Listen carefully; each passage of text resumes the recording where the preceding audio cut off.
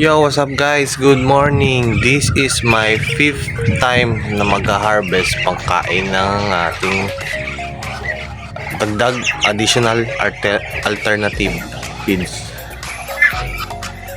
Asola in my Asola pond. Harvest tayo. Medyo malusog sila ngayon. Oh.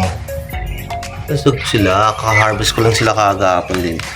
Tayo, agawin natin to.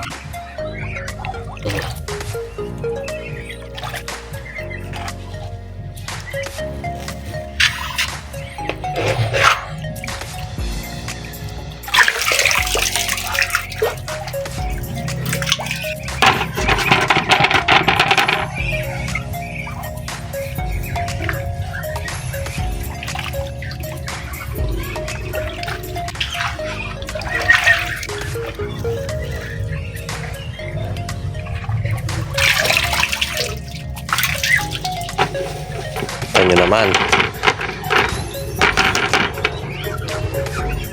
balik natin itong cow manure, balik natin yung cow manure na harvest natin din para dumami pa sila syempre.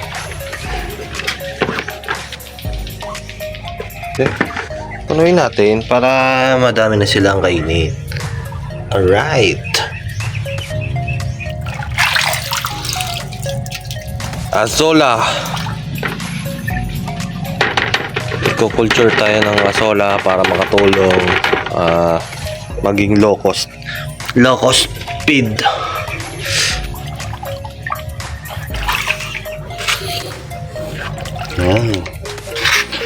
Yan. Inagad na natin yung gilid. Punin na natin yan.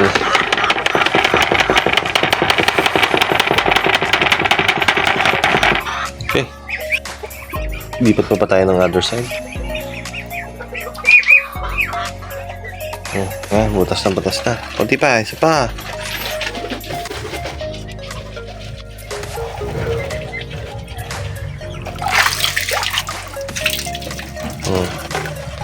So guys, alright, isang timba, almost sa kilo na yan. Laki na yan, oh. Hugasan lang natin yan na hahaluan ng feeds. Okay. Yan, papakita ko sa inyo kung bakit ako nag-aalaga ng Asola. Testing natin dito. This is my pato. Pato farm. Magkahiwalay kasi kami. Yung sa chicken sa akin, sa kanya pato. Ibigay ko na lahat sa kanya yan. Hindi na ako natin sa kanya. Pakita ko sa inyo. Ito yung fund ng pato.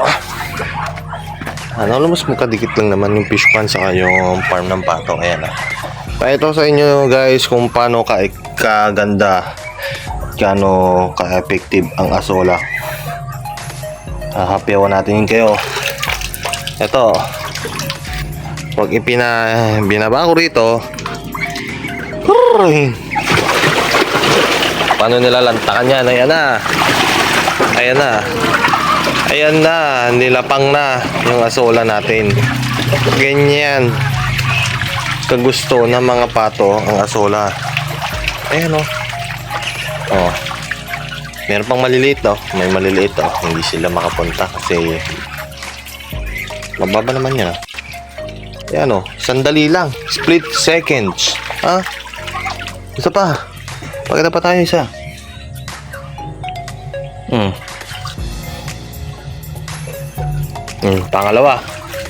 Pangalawang bitaw natin. Bibitaw tayo. Ito na. 1, 2, 3. Naku po. Akala mo pesta.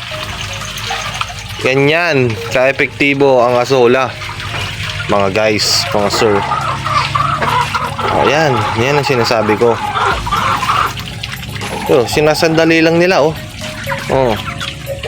saglit na saglit lang. Asola, mataas sa protina yan, minerals. Yan, nakaabang na naman sila. Pangatlong beses. Third time. Bigyan natin ulit sila ng Asola. Pangatlong scoop Bigyan natin itong mga bata. Dito tayo sa mga bata. Oh, ayan. Oh. Ayan na. Linumog sila, oh. Oh, tingnan nyo nga. Oh. Oh. Oh. Sige nga. Ang daming pato niyan. Ilang heads yan? Oh. Ilang heads yan? Diba? Ang tulong ng atola. Sa 1 kilo na ibabato mo na pitch dyan. Sandali lang din sa mga pato yan. O, diba?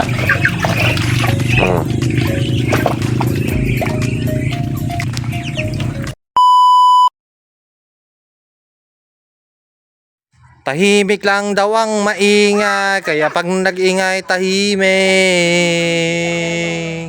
Gento, gento, gento, dito basta-basta gento, gento, dito basta-basta gento, gento, anong kaya nyo? Dito basta-basta gento. Oh